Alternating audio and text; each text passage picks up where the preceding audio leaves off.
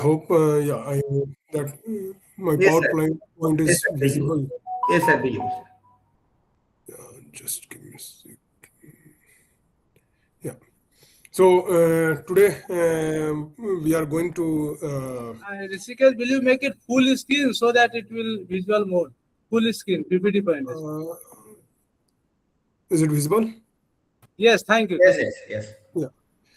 Yeah. Today we'll go through the fundamentals of penetration testing. Just we'll go through some concepts that we should know before diving into details with tools and techniques to do the penetration testing. So this is just the introduction uh, of the concepts. So these are the learning objectives. So we will go through what is ethical hacking, penetration testing, and what is the difference between ethical hacking and penetration testing.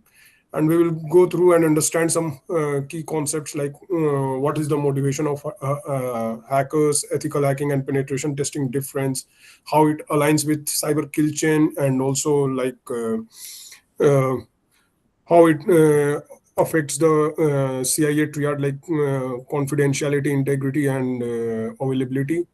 And then some laws and ethical standards, basically the US federal laws which are applicable. So generally, in cyberspace or cybersecurity, we always have some good guys like information security professionals who engage in penetration testing or hacking activities. But that is with the purpose of securing the organization and helping organization in finding the vulnerabilities and also identifying what countermeasures and prevention mechanism that they can deploy to close those loopholes. And they always help we have in the organizations security architect, penetration testers, ethical hackers. So their role is mainly identifying the gaps in the security posture of the organization, what are the vulnerabilities, what are the loopholes in the system servers, and then they try to come up with the countermeasures which organization can use to deploy and mitigate the risk of getting compromised by cyber attacks. And then we have the amateurs, people who are entry level people in hacking communities. So they are aware about some scripts and some basic tools which they use to just for fun, that they try to compromise some systems or some websites. And then we have cyber criminals, sorry, who are really well trained, and their purpose is to attack organization and compromise their servers and infrastructures to extract confidential or informations. And those information they sell in nowadays in dark web, where they get money out of that. So those cyber criminals are very well trained, and they try to use softwares and tools and techniques to identify the gaps in the security posture of the organization and try to compromise them.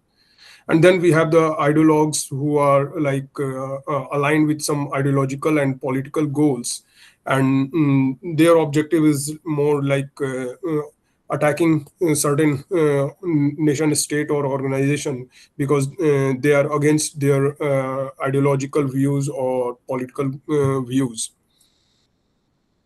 And then we have the nation state actors, they are also cyber criminals that we generally term them. And they are very well trained, and they are supported by states, and they have very sophisticated and a lot of resources, a lot of budgets, and that they can buy any expensive tools. They can have a lot of personals who can help them in devising some tools or malwares or malicious softwares that they can use to attack any nations. So those cyber criminals are really very well trained, and they have a lot of resources and enough time. So there are some controls, like many attackers that they also try to bypass, like technical controls. Generally, we have in terms of like software or hardware devices, firewalls, intrusion detection system, prevention system, biometric authentications, or access control authorizations. So those are technical controls generally that organizations use in their infrastructure to secure them.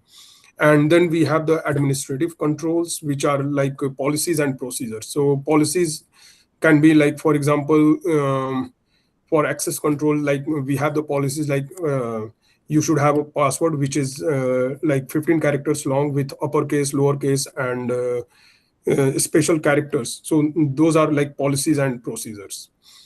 And then we have the physical controls like doors, locks, and some at many places we have the cameras which monitor. So those are physical controls. And we have the badge which we swap at the door, and then door gets unlocked.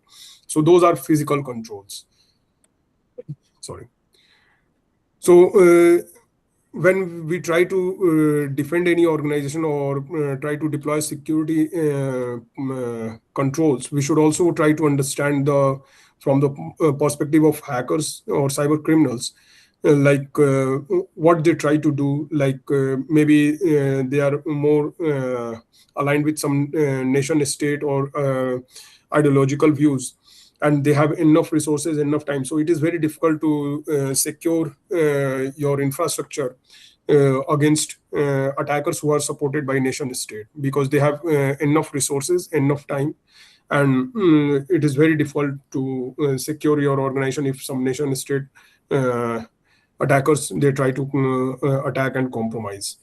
Many people, they have the curiosity, so they just out of curiosity they use some tools and techniques to see what are the vulnerabilities, what are the loopholes that can be exploited.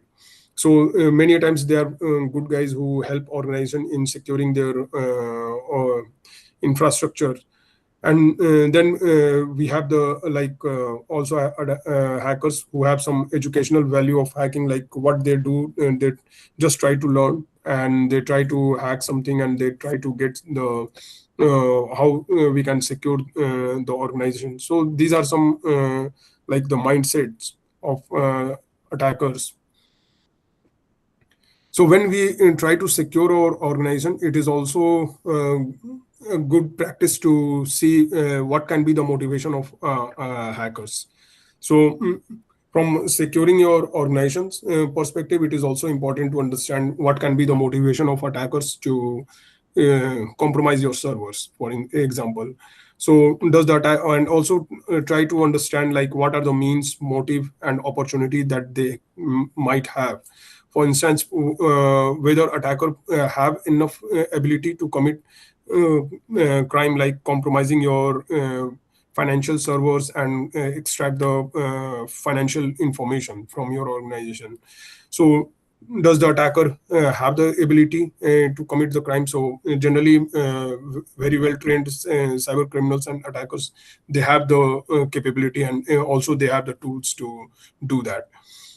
And then what are the motives? So motive can be anything from instance like damaging the reputation of the organization, damaging the like financial posture of the organization, or also getting some like money in terms of like maybe they can deploy some ransomware and they can ask for to pay uh, and then provide the decryption key.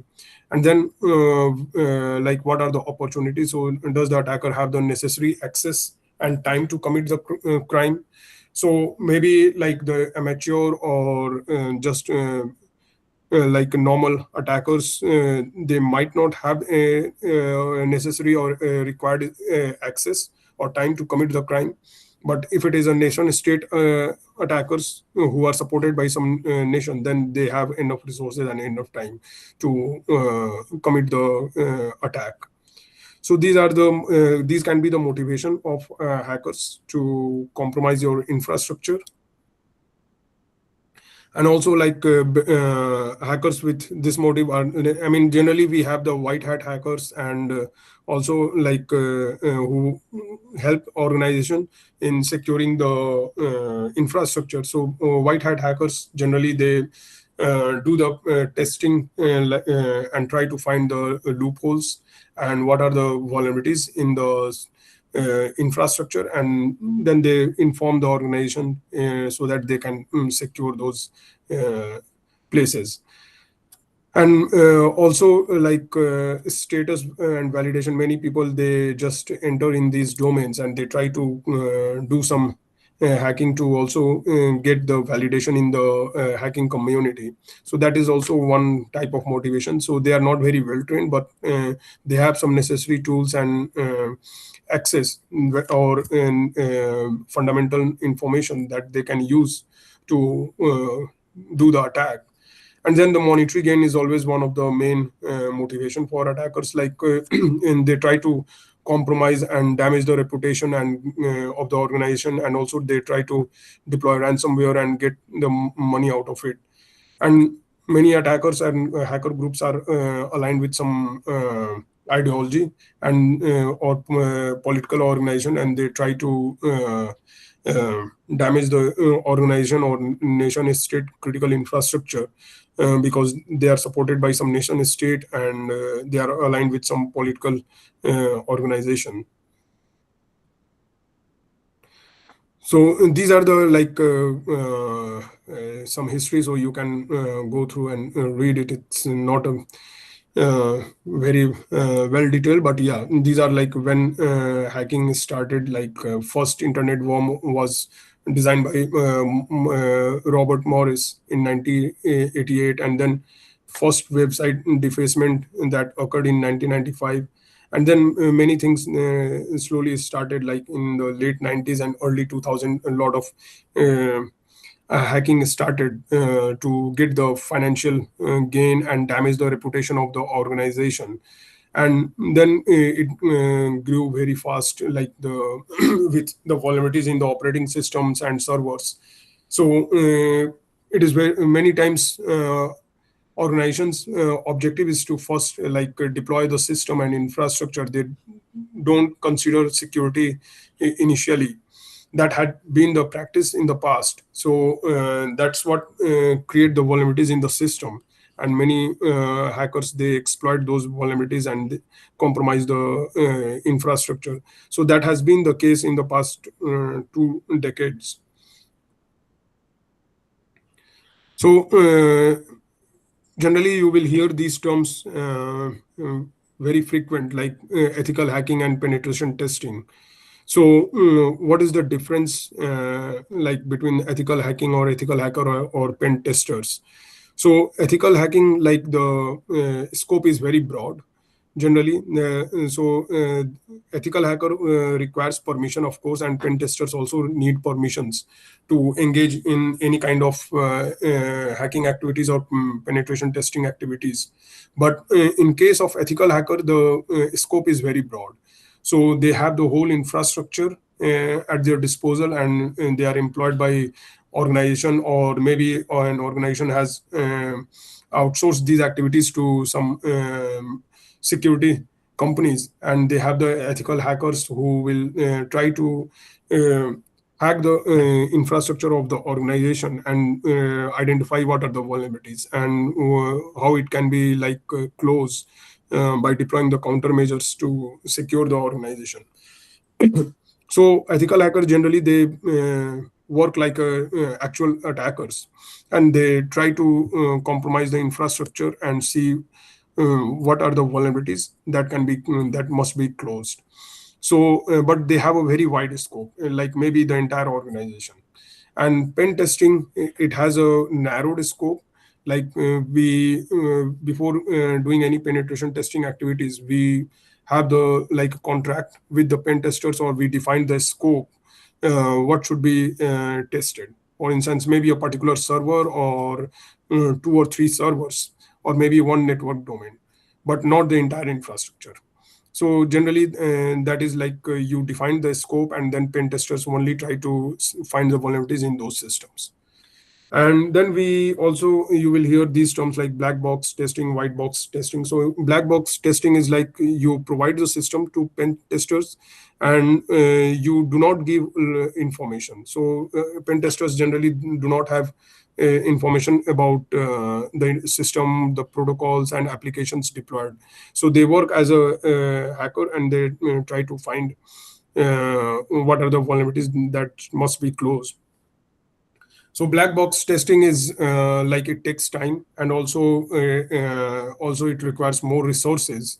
And in white box testing, we provide the information to pen testers, like what are the applications that we have and how they are connected and everything. What are the servers that we are using, and it takes less time. And also it like from the organization perspective, it takes require less money.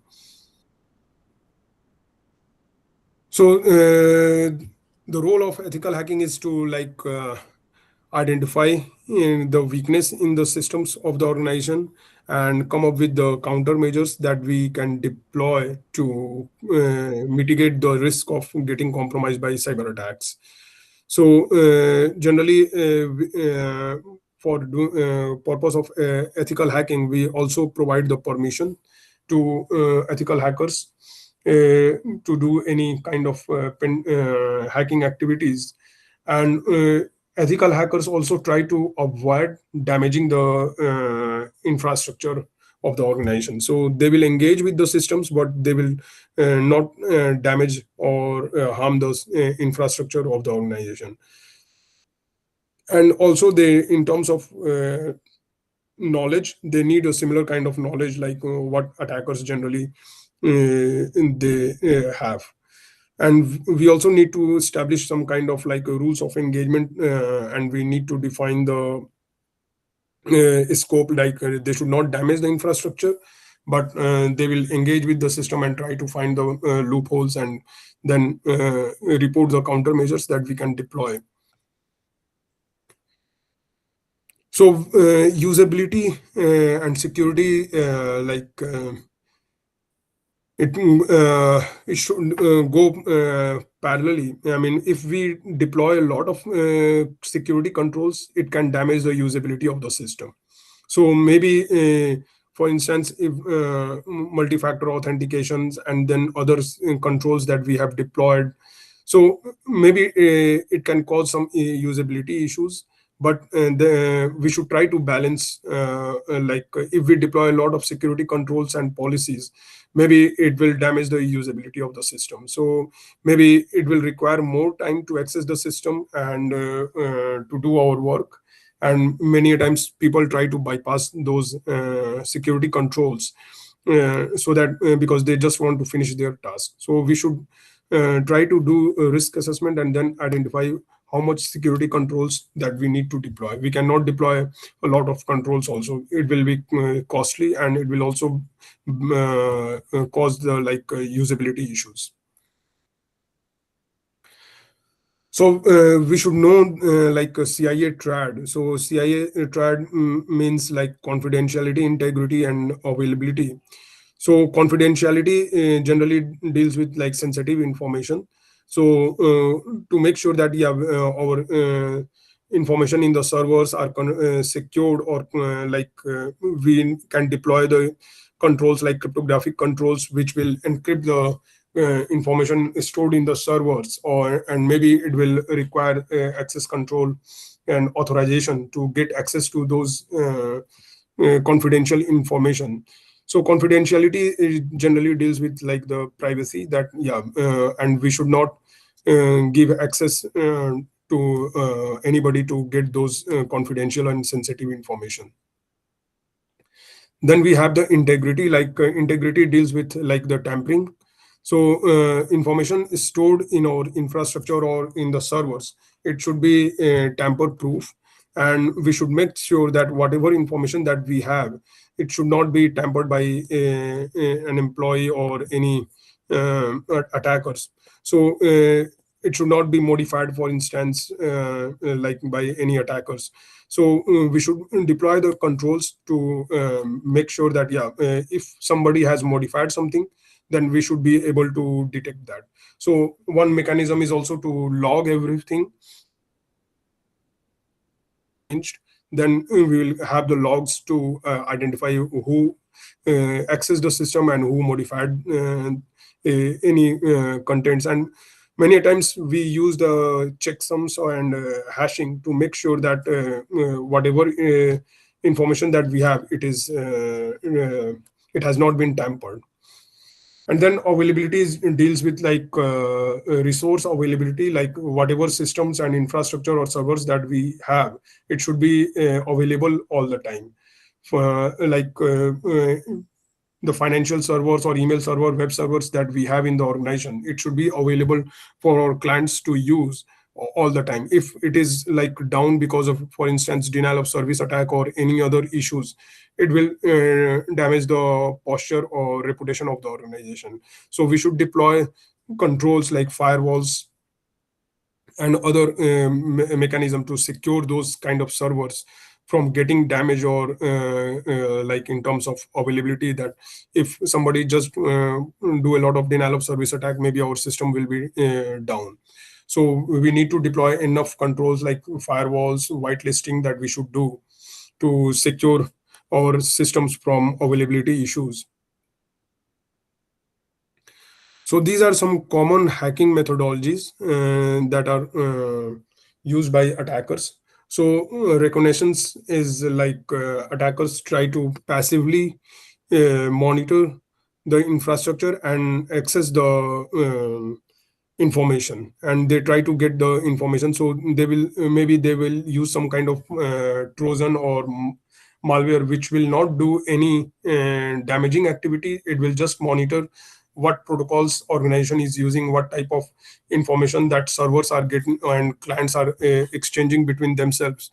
So it will monitor everything, and it will attackers will just get all those information that systems in the organizations or servers in the organizations are exchanging between themselves. So without causing any noise, like creating any traffic or damaging the infrastructure. And then in the scanning, they introduce some kind of like use some tools to scan the infrastructure and identify what kind of operating systems organization is using, what is the topology of the organization, what operating systems they are using, for instance, what are the IP address range. So those kind of scanning activities, they introduce some kind of traffic in the infrastructure, and then they get all those information. And then in the infiltration and escalation, and attackers generally what they do, they try to collect information from the scanning phase and try to use that to infiltrate and or get inside the infrastructure. So whatever information they will get, like what are the topology that organization has, what operating system they are using, what protocols, and what are the open ports they have. So they will find all those information in the scanning phase, and then they will try to use that to get inside the organization to do some more malicious activities. Then exfiltration is like once attacker they are inside the infrastructure, then they try to get the elevated privilege. So elevated privilege is like generally when attackers compromise the infrastructure, they get the access like as a normal user, or maybe as a guest user, something like that. And then they try to get the admin rights so that they can deploy some malware or other viruses and install them in their infrastructure to damage the infrastructure, and or extract the data available in the servers. And then like access extension is also like maintaining the persistent. So they deploy some additional malicious code, trojan, or malware to maintain the access in the infrastructure. And then once they have all the information, then maybe they will try to damage those systems or servers and make them unavailable for use. And that is what many times attackers do with ransomware attacks or other kind of attack which damage those servers. So these are the general phase of hacking methodology. And obfuscation is more like what attackers they do For instance, let's say they get access to the Windows server or some web server, and they have achieved their objective. So what they will also try to do, they will try to delete the logs from the system or infrastructure, so that, or maybe once they get access to the system, they will switch turn off the logging activities, so that whatever they will do, it will not be logged. Because what security administrators they do after attack, they try to access the logs and identify what happened, what changes attackers did, and how they entered in the infrastructure. So everything is they get through the logs. So, and that's what attackers they try to do. They try to close their tracks by deleting the logs. So this is a general penetration testing cycle. Like you can see in the figure here, we have the planning stage. Then in the planning, we plan like what we define the scope. What will be the scope? So of the pen testing. So for maybe instance, web server, email server that we are going to pen test. So all those things are defined in the planning stage, and how much what will be the deadline and those things, everything is planned. What tools that we will use, so all those things comes in the planning phase. And then we do the actual penetration testing and identify some vulnerabilities, and then we try to exploit that and see how we can exploit those vulnerabilities. And maybe we find some additional vulnerabilities during the attack. And once we have done that, then we also need to report what are the vulnerabilities in the system or in the servers, and what can be the countermeasures. So idea is not only to find the vulnerabilities, but also come up with the countermeasures that we can deploy. So for instance, maybe organization is not they have not whitelisted the applications that they are using on their web server or email server, or maybe the firewall has a lot of ports which are open, and a lot of traffic is getting uh, without any validation to the servers. So we need to identify all the vulnerabilities, and then also come up with the countermeasures to close those vulnerabilities. So that is the cycle general that we have. So, test that we generally do during pen testing is like technical attack that we do. For instance, maybe we will try to simulate some denial of service attack, or we will try to evade intrusion detection systems, or we will try to get admin rights. So all those things are like uh, technical attacks. And then we have the administrative attacks. So administrative attack is more like finding in terms of like what are the weakness in the processes that organization is following.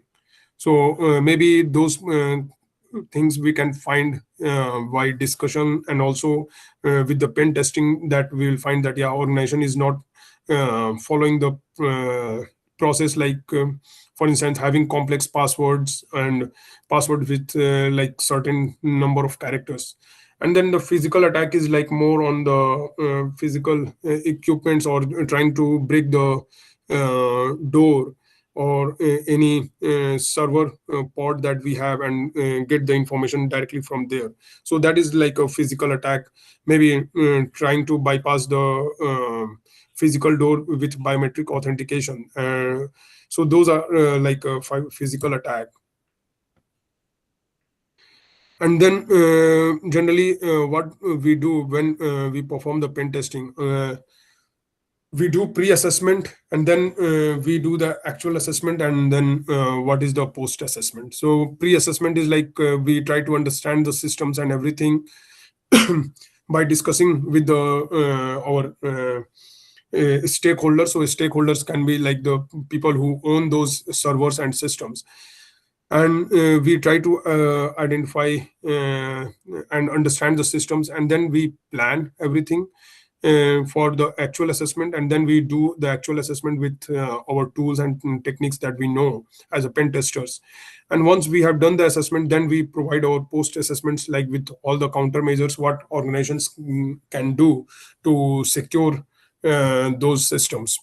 So that is like we have these three steps, like pre-assessment, assessment, and the post-assessment. And then it is also like as a pen tester, it is important to understand that yeah, there are some laws and ethical standards that we have to follow. So when as a pen tester we do pen testing for our let's say for some organization, we need to have some kind of rules of engagement established, some non-disclosure agreements that we need to sign, so that we should know that yeah, if we find any vulnerabilities or weakness in their infrastructure, we should not go and report it at some public platform. And we should have a trust with our clients that we will perform the pen testing, and we will identify the vulnerabilities, and then we will report it to them, and we are not going to report it at some public portals. So there should be some kind of trust. And then there can be some legal implications also if we violate uh, any like trust or non-disclosure agreements.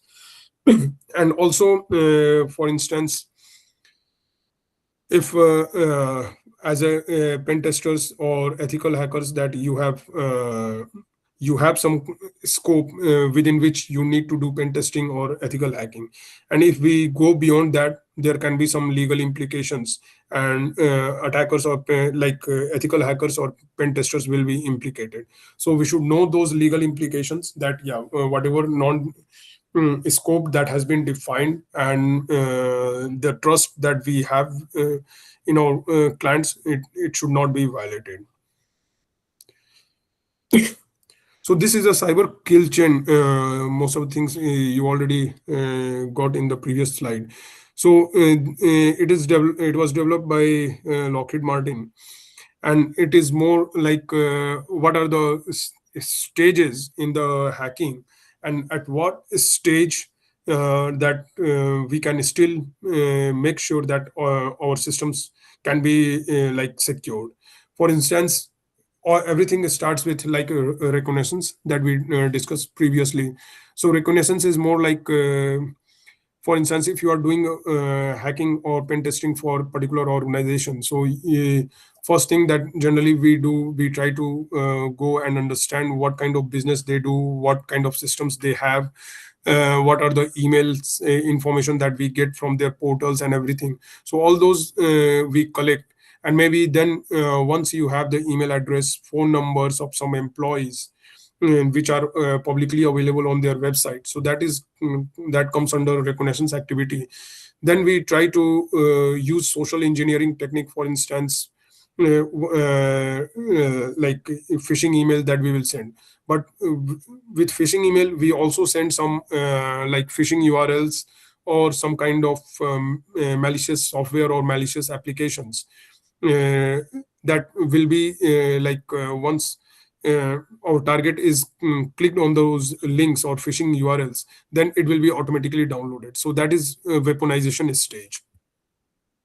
So first we try to collect all the information like phone numbers or email address and everything, and then we have some kind of understanding that yeah, we as an attacker, they are going to use a particular malware or malicious software, and they are going to send it to some like phishing uh, emails in which they will send some they will phishing URL, which will once it will be clicked, then those malicious applications will be automatically downloaded and installed. So that is like a delivery is like phishing. Or it can be USB also. Maybe I found someone in the organization who is not happy with his or her manager, and hacker has just provided some malware in the USB, and that person goes, and if that person has an access to the server, they will just go and insert the USB in the servers, and then everything is compromised. And then the exploitation is exploiting the vulnerabilities to execute further code. So once everything like phishing URL we have provided along with some malicious application, and somebody, let's say you sent 500 emails and someone has clicked on the link, and malicious software has automatically downloaded and installed. And then we have the basic connections with our server, command and control server, through which we are controlling the malware or Trojan. So once we have the basic connections, then what attackers they do, they try to deploy some further malware or malicious code, which will go and install on their servers or assets, or maybe on their infrastructure. And through those malware or malicious code, they will have, they will try to make it like yeah, they have the persistent access, and then they will collect all the information, and then they will use command and control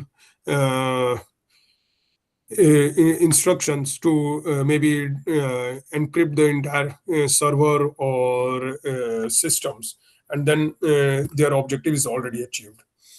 So in this cyber kill chain, if you see, if somebody is doing the reconnaissance activity, maybe they are trying to identify the email addresses or whatever information that we have on our portal in the organization.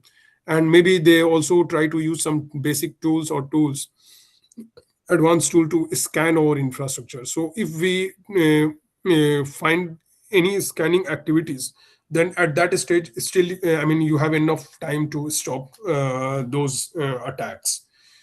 And let's say you didn't identify at that stage. So attackers have already identified some email and also identified some open ports in your firewalls or in your servers.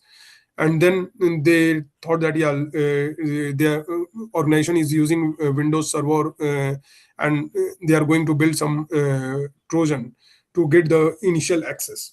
So they have built some Trojan, and then they are sending it through some phishing emails. So once, let's say somebody has already clicked on the link and it is all automatically deployed. Still, if you have security, for instance, if you are doing intrusion detection systems and persistent, continuously monitoring your infrastructure, you might be able to detect those things. Or maybe somebody is always analyzing the logs every day. Still, they will find it and they will be able to block that. But once attackers have crossed that stage and you have not been able to detect, then maybe they have further deployed some malicious code, which will like install on the servers, and then it will give like admin rights. And then if they have got that access, then it becomes really difficult to stop activities of the attackers. Then they can deploy some ransomware, or some they can extract all the confidential information and everything. So at that stage it becomes really difficult if you are if you have not identified the attackers. But once they have already installed some additional malware and they have got access, then it really becomes difficult. Then they can just send some instructions to their malware, and it will execute the planned activities. Then everything is out of the control. So you can go through these. It is just the explanation of what I just mentioned. So reconnaissance, we generally scan the corporate network and try to look for entry points. So entry points can be like in some edge switches, and there are some ports which are open and which can be exploited by attackers. And then the weaponization is like developing some malware or Trojan to get the access in basic access in the infrastructure. And then once they have the basic access in the infrastructure, then attackers, they try to deploy like the some malicious code in the infrastructure, which will give them persistent access or long-term access. They will it will silently sit in the organization, and it will monitor all the keystroke and all the information protocols exchange with the servers. And then once they have those malicious code, they also have the option to deploy some use some command and control instructions to damage the infrastructure. So you can read all these. I've already provided the information. And then the action and objective is attackers have achieved their objective of extracting the confidential information, what kind of products that organization is building, and what are their intellectual or trade secrets. So if they have already extracted that, then they have achieved their objective. So, what can be the security controls to stop these different stages? Is recognitions you see here. So, what you can do, you can deploy intrusion detection system. You can have firewall access control list, threat intelligence that you are doing continuously. So, it can help you to stop the reconnaissance activities. Weaponizations also, if they are trying to send some Trojan and everything, you can have a network intrusion detection system, prevention system, and some threat intelligence tools which can trigger, like if somebody click on the link, then it will trigger that, yeah, some malicious link has been triggered. So those kind of things still controls you can deploy to stop the attack. And once, let's say, some they have already sent some code, and somebody has already clicked the link. So what you can also do, if you have the endpoint malware protection, application whitelisting, in host based intrusion detection system, or router access control list, still you can stop the attack at the delivery stage. Exploitation, it becomes difficult, but still, if you have malware protection on the servers or a host intrusion detection system, secure password, still you can stop the attack from the exploitation stage. And then, yeah, say, to stop the attack from installation and command and control, it becomes difficult. But if you have, say, CM tools, you have a strong password, multi-factor authentication.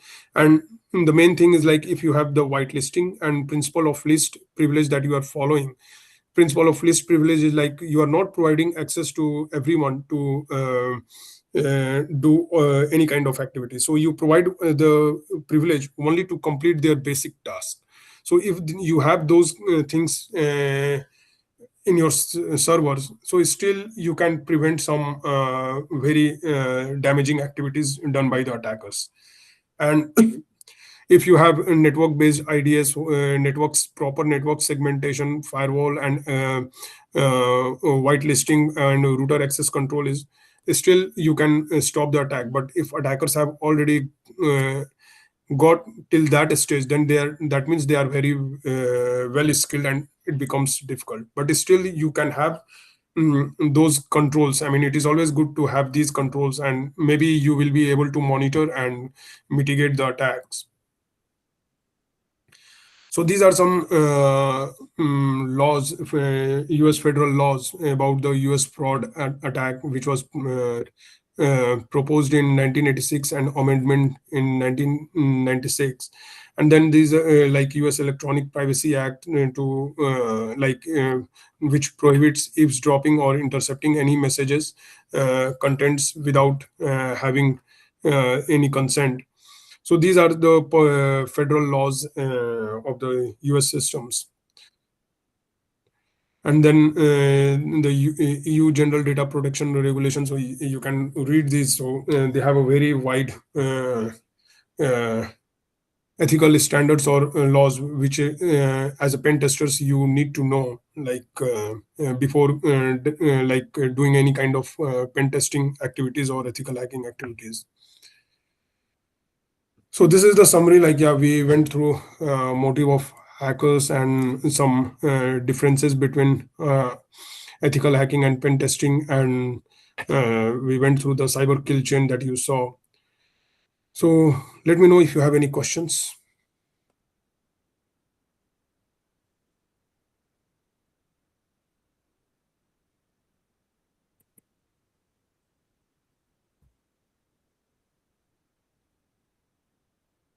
Any questions? Good morning, sir. Yeah. No. Sir, I was having a question. Like, how do the attackers they detect that bypass intrusion like without triggering the alerts?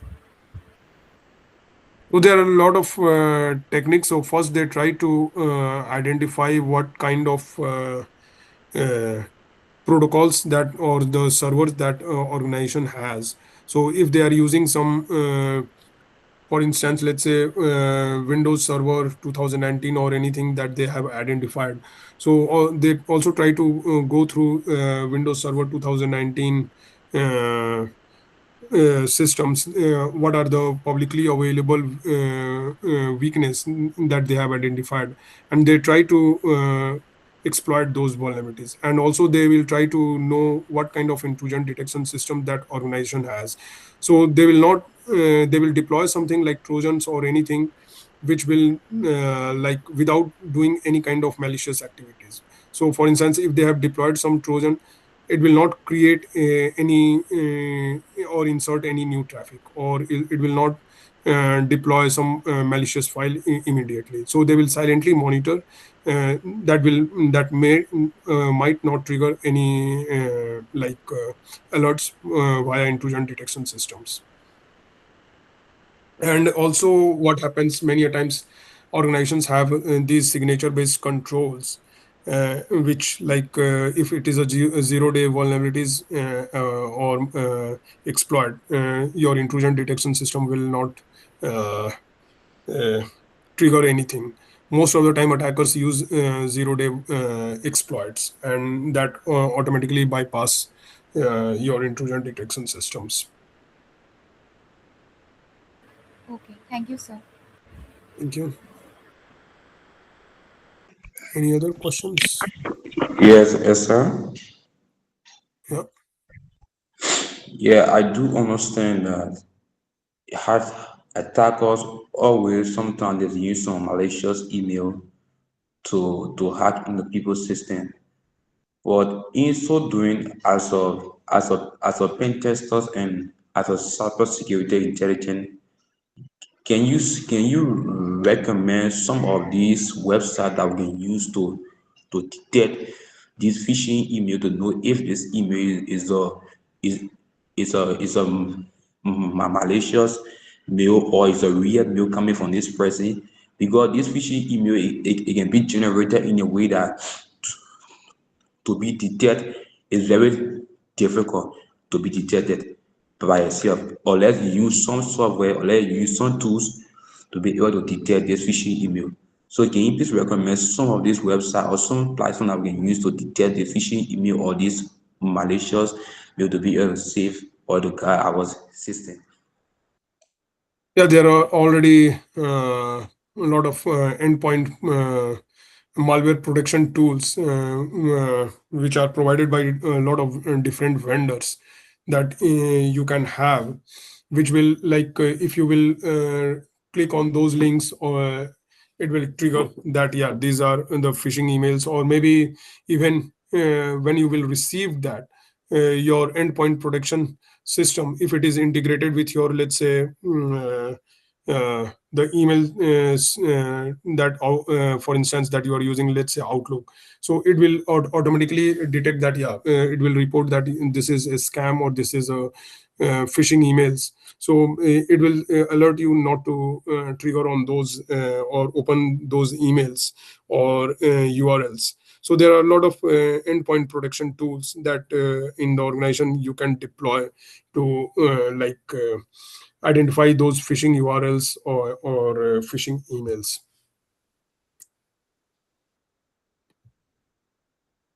Any further questions?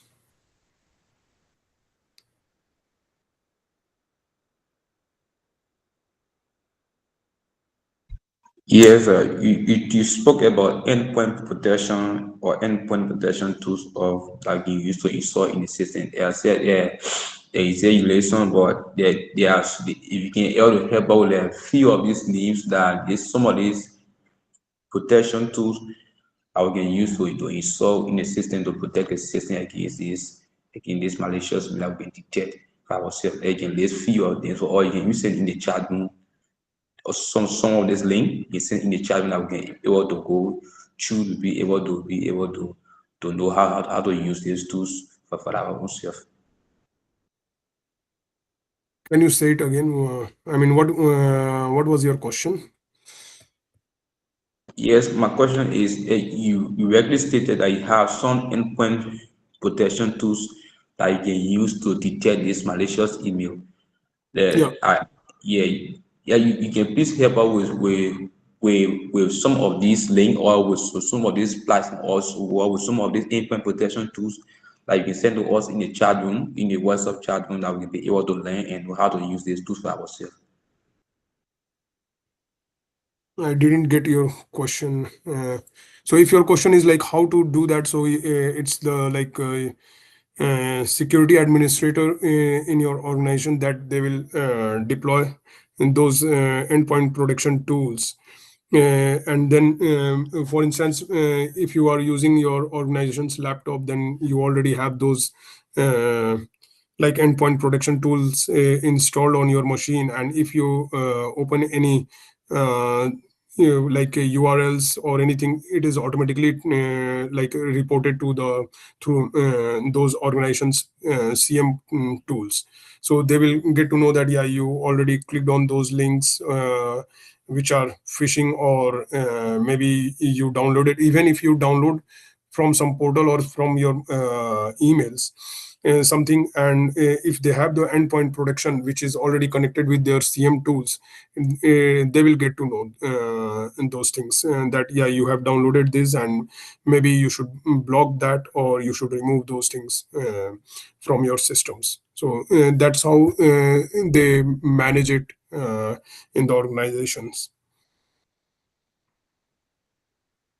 Yes, I understand you what you are saying, but my question is that if you are employed as a SASA product intelligence, or you are employed as a security administrator within that entity or within that institution, and your job is to secure the company data, to secure the company entire system. Yes, so what are those, or what are some endpoint protection tools that you can name to us that will be able to install and to be able to detect some of these malicious mail? What are some of these endpoint protection tools that you can name that we can install by our own self?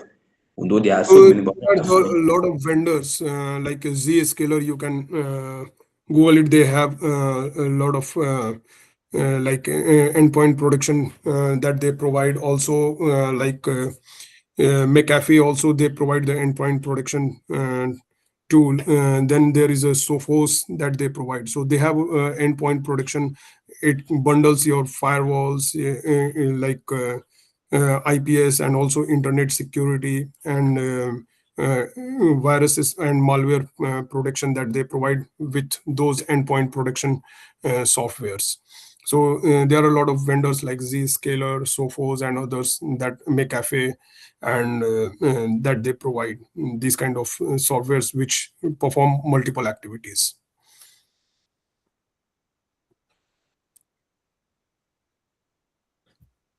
Any further question?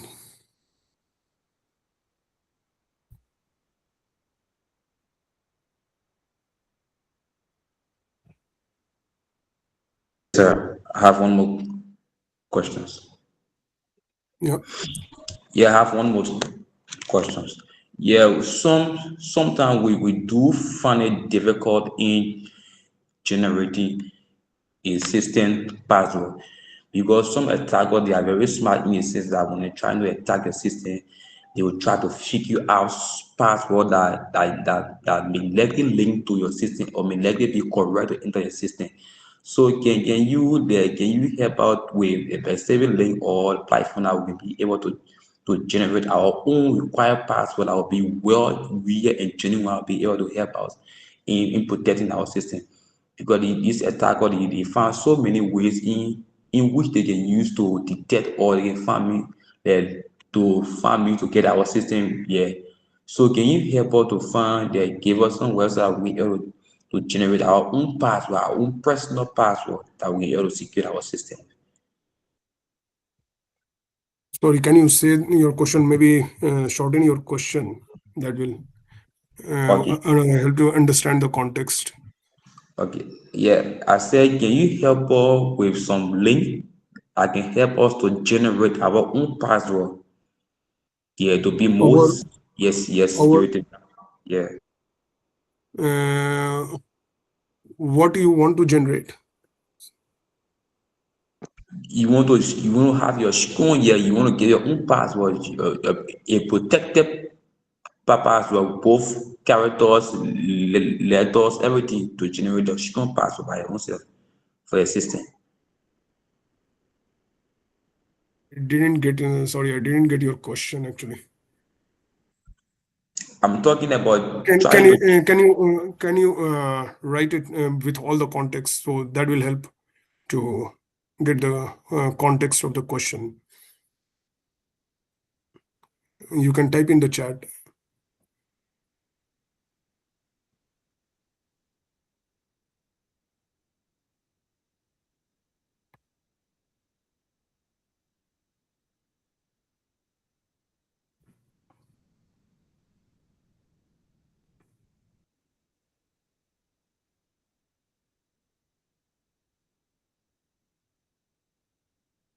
Can you send it in the chat?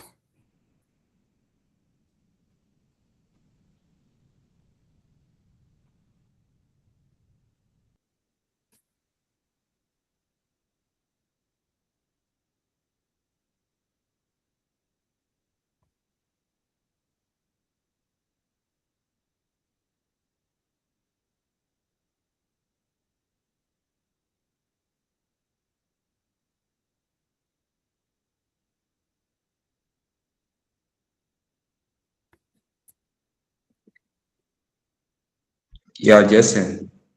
Yeah.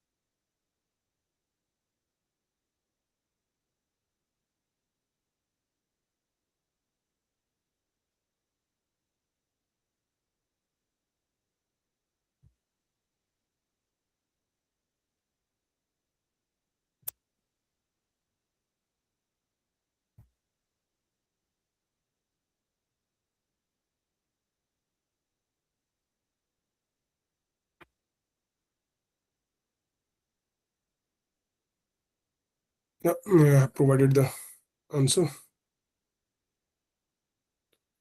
Any other question? Otherwise, we can stop here.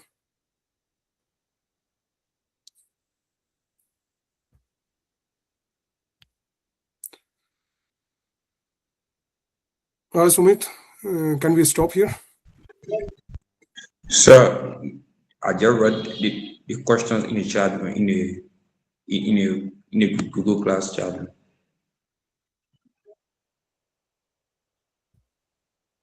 Sorry, I didn't.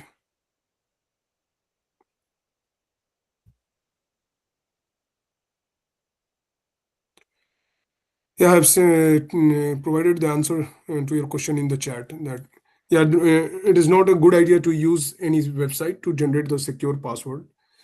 It is always good to use your own words or phrase that you can remember, and then use some uppercase, lowercase letters along with some numbers and special characters that you can use to uh, have your own password. instead of getting the password from third party systems.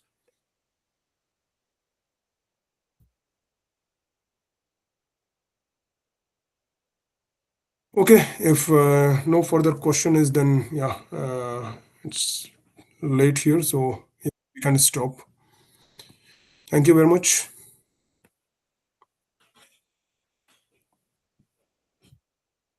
Thank you, sir. Thank you.